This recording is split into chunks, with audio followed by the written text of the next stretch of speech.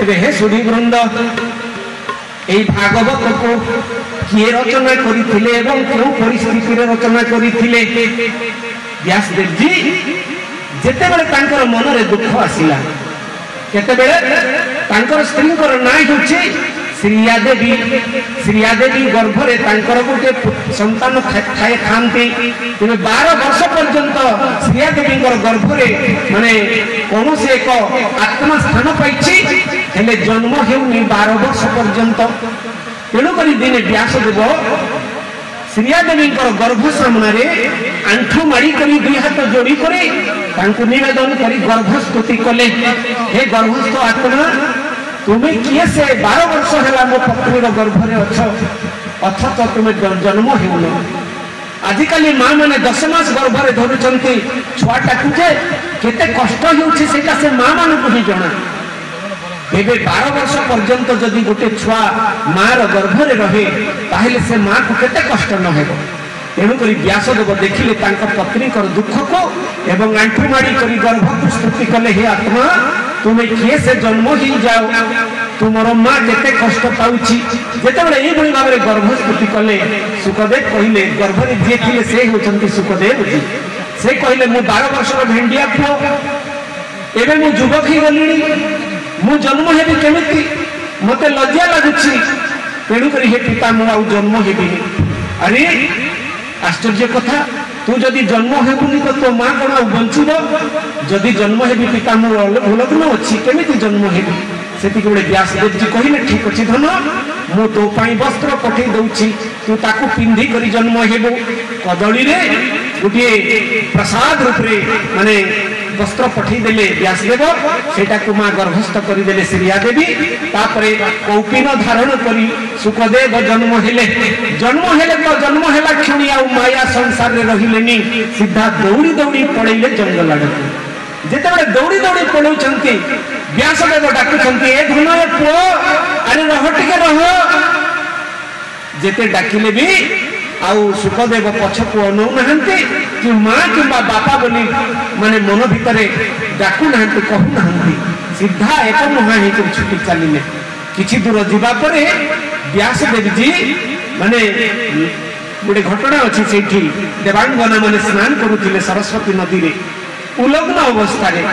जेते बेले सुखदेव गले से माने उलग्न अवस्था रे आसी कर तांको प्रणाम कले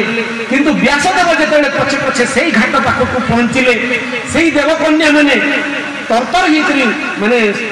सरस्वती नदी भितर जल भितर जाई करी लज्जा निवारण कले व्यास देखि करी आश्चर्य अरे मो युवक पिला गला ताकू देखि करी तमे उलग्न अवस्था रे नमस्कार कलो अथच मु बुढ़ाटाए मो दाढ़ी पाची गलानी अंटा नई गलानी तमे मते देखि करी केमिति लज्जा करूछ देवांगना कहिले हे व्यास जी आपण बुढ़ा हेले कोन हेला आपण माने विषयासक्त अछंती आपणकर पुओ जे से निर्भय अटंती कोनोसी माने विषय तांको आकर्षण करी नाही निर्माया पुरुष से विषय शून्य तेणु करी आमे तांको लग्न अवस्था रे नमस्कार कलु आपण को देखिला को हमको लज्जा लागिला जेते बेले एक कथा सुनि देले व्यासदेव तांकर मन रे दुख आसी गला जीव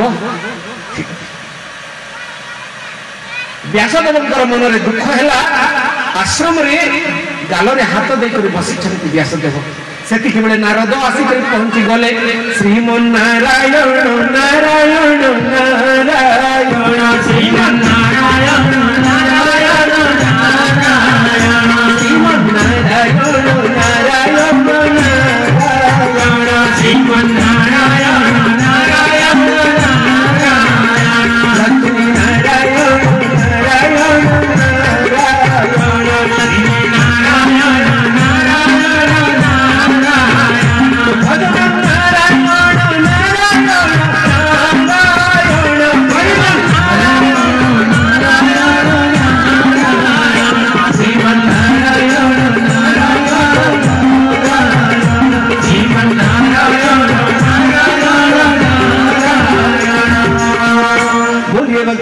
भगवान की जिते नारद पहुंची गले सरस्वती नदी कूल व्यासंकर आश्रम देखीदे व्यास जी गाल रे हाथ थापी करी दुख मन में बसुंट से नारद पचारे हे व्यास जी आपण कहीं दुखरे बसते किसी कारण अच्छी कि सेठी बेले व्यास कहले हे नारद मो मनरे भारी दुख मो भेंडिया पुओटा चलीगला जंगल को मु केते आशा करी बुढ़ा काल रे पुओटे मोर हेला बोली तेरे से पळेईगला तेणु करी मु दुखरे अछि नारद सेठी बेले नारद कहले ठीक अछि मु तो एबे स्वर्ग रु आसिली देवता माने आपनकर भूरी भूरी प्रशंसा करुथिले किंतु आपण दुखरे अछंती हे तेबे आपण गोटे काम करंतु आपण गोटे शास्त्र रचना करंतु आपणकर मन ठीक है जीव प्रफुल्लित हेबो सेति गोटे व्यास कहले अरे मु तो एमिति अनेक पुराण लिखिछि स्कंध पुराण पद्म पुराण गरुड़ पुराण एमिति अनेक पुराण लिखिछि 17 खंड मु पुराण लिखि सारिलिणी आउ कोन पुराण लिखिबार बाकी अछि एबे आहुरी एक शास्त्र लेख व्यास जी जहा लिखिछ सब भेजाल अटे सबु थिरे तुमे एपट सेपट प्रखाता भलिया लिखिछ हे तमे आहुरी गोटे शास्त्र लेख सेतिकी बेले व्यास कहले मोर बुढ़ा बयस हेलानी मु आ लिखि परिबिनी मु एते गुडे शास्त्र लिखिछि नारद कहले लवणी क्षीर रे नथिले क्षीरे की प्रयोजन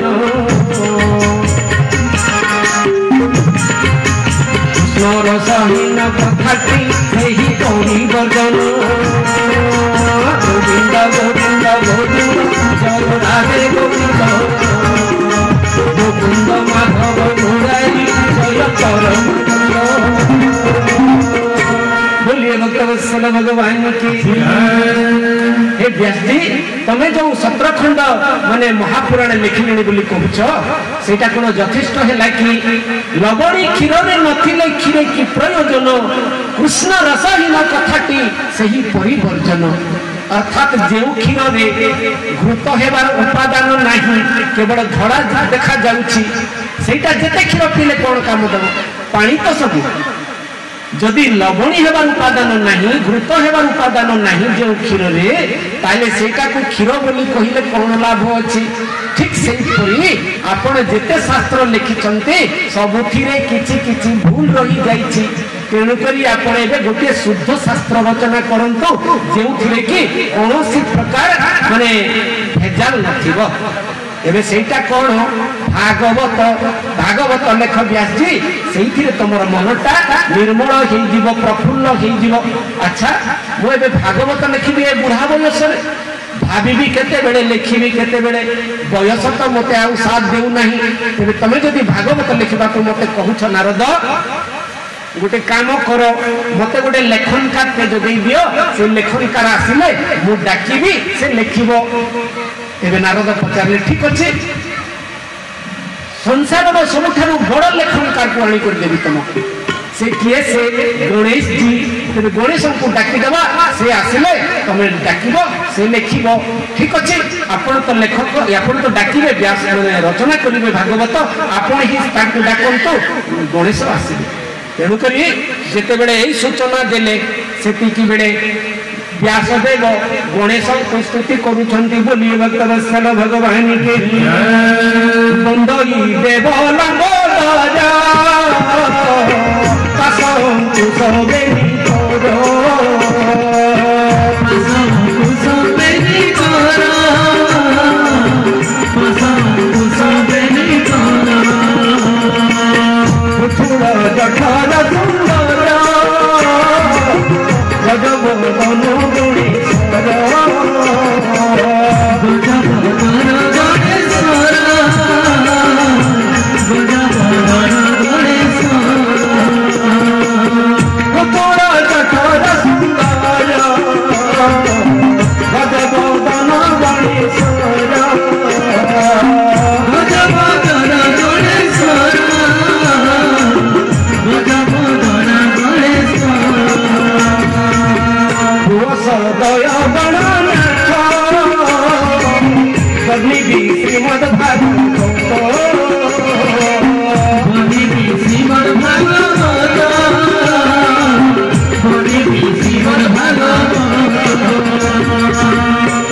सच्चिदानंद भगवान के व्यासदेव दुई हाथ जोड़ी करी डाकी देले गणेश को स्तुति करी देले हे गणनाथ आपण कृपा करी मते टिके सदय होई करी प्रसन्न हुओ आपणकर कृपा हेले मु श्रीमद् भागवत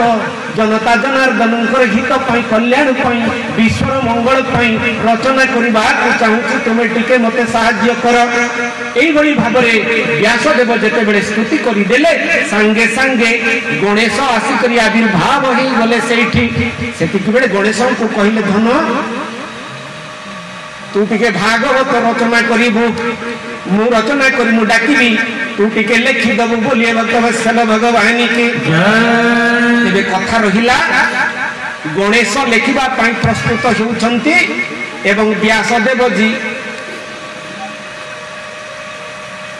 व्यासदेव डाकिबा को प्रस्तुत होउछंती सेति की बेले व्यासदेव गोटे कथा कहिदेले हे गणेश जी तमे लेखिब जे टिके भाभी चिंती करी लेखिब वर्णा सुधी जेमिति भूल न हुए अरे गणेश जी की विद्यार भंडारधारी ताको पुणी जणे कहउचंती वर्णा सुधी भूल करिबोनी बोली तेरे गणेश को केमिति लागि थिबो गणेशंकर मनरे तीक्ष्ण आघात लागि गला अरे बुढ़ा मु गणेश मु समस्त अग्र पूज्य मते समस्त गणेश विद्यादाता बोली कहते अथच तू चैलेंज करूछु मते सेति के बेले गणेश कंडीशन देले ठीक अछि व्यासदेव जी मु निर्भुल लिखिबी किंतु मु मध्य गोटे कंडीशन देउछि आपन को जे आपन डाकिबे त नॉन स्टॉप डाकिबे सरीबो लेखा मोर कलम बंद हबो आपन से पर्यंत डाकिबाटा बंद करिवेनी बुझेला क्या आपणकर शर्त को मु रक्षा करूछि मु निर्भुल लिखिबी किंतु मु मध्य गोटे शर्त देउछि आपन को आपन डाकिबे त नॉन स्टॉप डाकिबे आउ लेखा बंद हबनी आरंभ हेबो समाप्त हबो कलम रहिबो एई शर्त मो तरफ रु तापरे व्यासदेव कहिले ठीक अछि मु तो भूल करि दैछि तेणु करी ठीक अछि गणेश जी मु मध्य तमरी कंडीशन रे राजी तेबे मु नॉन स्टॉप डाकिबे तमे लेखिबो आरंभ हेला लेखा बोलिए भक्तवत्सल भगवान के किछि समय लेखा चलीछि व्यास डाकुछंती गणेश लेखुछंती किछि समय लेखा चलीबा परे व्यासदेवंकर पेटटा टिके गड़बड़ ही गला पेट गड़बड़ ही गला इमरजेंसी तेबे इमरजेंसी हेले के आ रही पारिबो आपण मानकर भीतर जदी काहा को इमरजेंसी होय जेते सुंदर भागवत हेले कोन बसी परिबे कि व्यासदेव को ओडुआ ही गला अरे मु तो कंडीशन करिछि मु कंडीशन करिछि नॉन स्टॉप डाकिबी बोली तेबे मोर पेटटा गोलमल ही गला कोन करिबी बोली व्यासदेव चिंता रे पड़ी गले हला चिंता रे पड़ी गले व्यासदेव आउ कौन कले गोटे कूट आरंभ कर दे तांकर मन रे गोटे कूट मिसा श्लोक डाकी देले गणेश को गोटे कूट मिसा श्लोक बरहा पिडंगट बर बपो कर्णयो कर्णिकारं विभ्रात वासं कपिसं वैजयंती चमहारा रुद्रार वेणु नगर सुदर पूरया वृंदारण्यम सपदरमणम प्राविशद गीत कीर्ति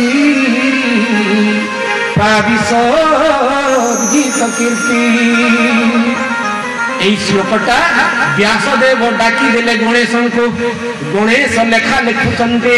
एई श्लोकर भाव को बुझी करी गणेश आखि खोली पारु नाहंती आखि को बंद करिसंती एवं मने मने एई श्लोकर अर्थटा कोन बोली 3 घंटा पर्यंत गणेश आखि न खोली करी कलमटा को थोई दैछंती एवं सेई श्लोकर अर्थ को मने मने आस्वादन करुछंती गणेश बोलिए भक्तवत्सल भगवान के 3 घंटा पर्यंत गणेश से श्लोकर भाव को बुझुछंती एवं आखि को बंद करी करी हृदय भितरे से श्लोकर भाव को आस्वादन करुछंती गणेश जी सेही समय भितरे व्यासदेव आसन रु उठी करी गले तांकर नित्य कर्म समापन कले पुणी स्नान शौच कले पुणी आसी करी आसन रे चकामड़ी करी बसी पड़िले आ देखिले जे गणेश ठीक सेमिति समाधिस्थ होई करी बसी छंती आखि खोलु नाहंदे बाबू गणेश अरे लेख जेते बेले हाथ ताकू मारी देले गणेश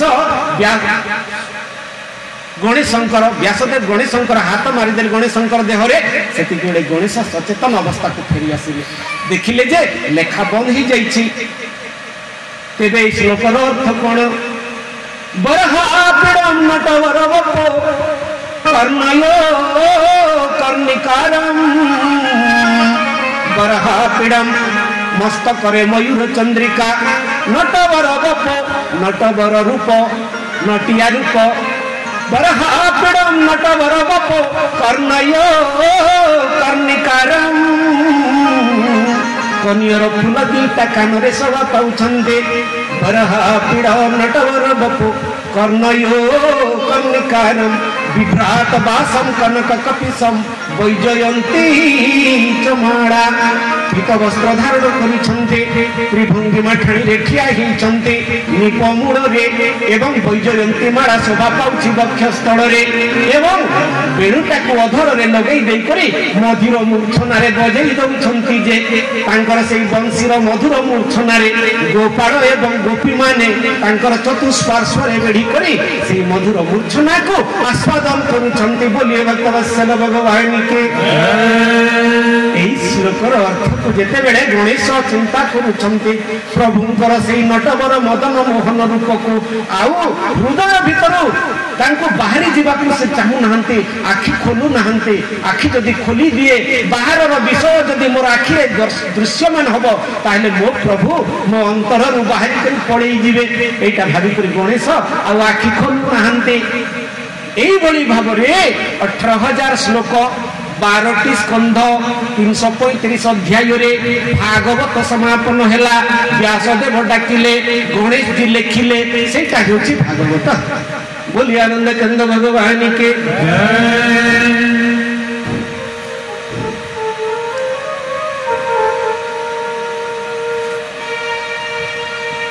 भज हरे कृष्ण राम गोविंद श्री हरि रे धनवाणी भव सिंधु हे बुझे पारी भज हरे कृष्ण राम गोविंद श्री हरि रे धनवाणी भव सिंधु हे बुझे पारी भव सिंधु हे बुझे पारी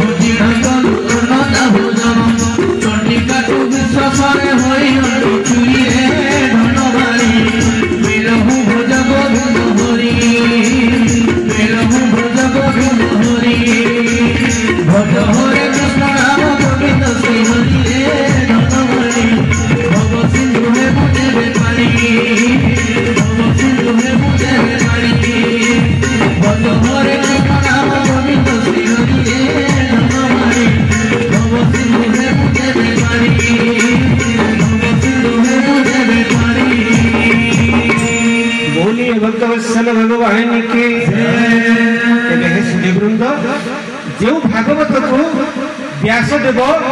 18,000 श्लोक पूर्ण कले 12टी स्कंध 10टी लक्षण 335 अध्याय से भागवत को पान करी परीक्षित महाराज मध्य परित्राण पाई जाइछन्ते।